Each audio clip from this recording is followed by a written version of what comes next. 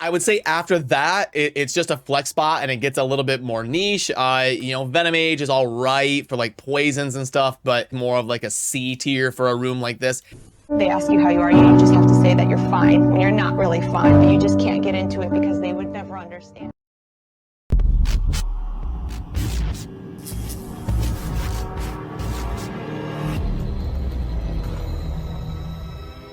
Alrighty, so recently I did a video walking through some champions to consider using for this Lizard Epic secret room in the Doom Tower, because it is one of those specialty secret rooms that can be very tough for people to progress through. So we were going through the different champions in a video, and I ended up saying that Venom Age I would consider C tier, like pretty meh, alright, and clearly a lot of people in the comment section disagreed with me on that opinion. So you know, I'm not one to dig my feet in. If I'm wrong, I'm willing to look and consider and maybe adjust my way of thinking. So I thought, why not build a Venom Age, and let's see if the YouTube comment section is correct, because whenever there's that many people saying something, typically it is going to be there's going to be some smoke to that fire. So I wanted to take the time to build the Venom Age and then come to my own conclusion, and I will show you the results of that. Was I right with my original assessment, or were the YouTube commenters and the viewers correct in saying that I was way underselling Venom Age?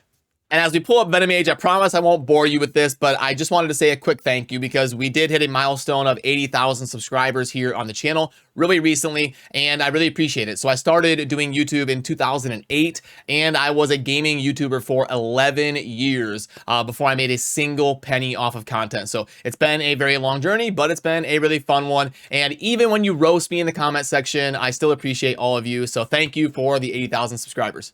But okay, so in my original assessment of Venom Age, what I was looking at was, I mean, the base stats are all right. The A1, okay, heal reduction, that's not really a very sought after debuff that we're looking for in a team, typically, unless it's a very niche situation, a potion keep or some sort of boss fight, special mechanic type scenario. And then we've got the A2. I mean, sure, we're going to get a defense break, but it's only single target. And again, we're going to be getting a decreased attack, but it's only a single target. And it's also only if they are under a poison debuff. And typically, I like to avoid qualifiers like that because they are not consistent value. And then we do get an AoE, but again, it's heal reduction. And is that going to be super impactful in a fight like this? But we do get the AoE poisons, which are pretty nice. And it's a 3-turn cooldown, so all right. And then we have the passive, where it's some good damage mitigation because you are placing your own AoE heal reductions. And then the enemies are going to inflict less damage if you've got that on them, and you get the aura, which is a pretty good one. Ally accuracy in all battles by 45. So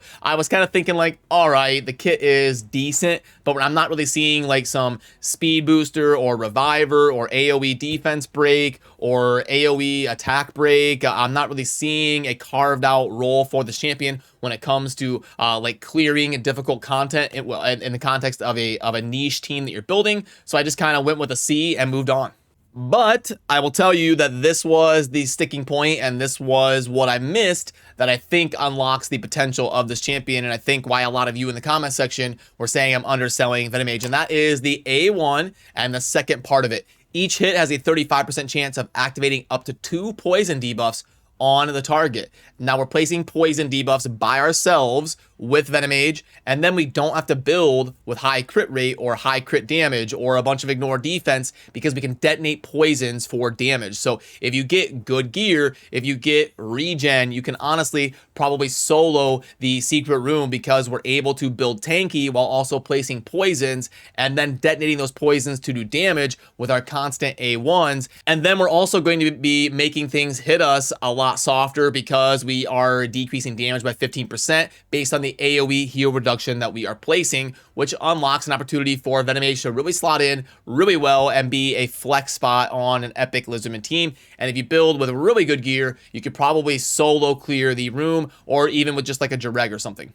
So let's go ahead and pull up some footage of when I was testing this and trying to clear this room featuring Venom Age. Now, I wanted to go with Jareg. I think he's going to be a very popular champion for the aura, for the ally protect, and some heals, some decreased attack on the A1. I think he's going to be a popular choice. And then we're going to test the theory by putting in Venom Age to be the duo here. Now I've got this sped up so that we can consume the content a little bit quicker, and you don't have to be bored by like a 5-minute run, because this run is going to take a little bit it when we've only got the 2 champions. Now, obviously, if you're trying to go the route of clearing the room as effectively as possible, you would want a full team, but it can be nice on some of these secret rooms to clear them as cheap as possible, to 6-star as few champions as we can, and to do as few masteries as we can. So it's always nice when you get a context like this where you can clear a room solo or with even like 2 or 3 champions. And what I was able to find was I did try solo.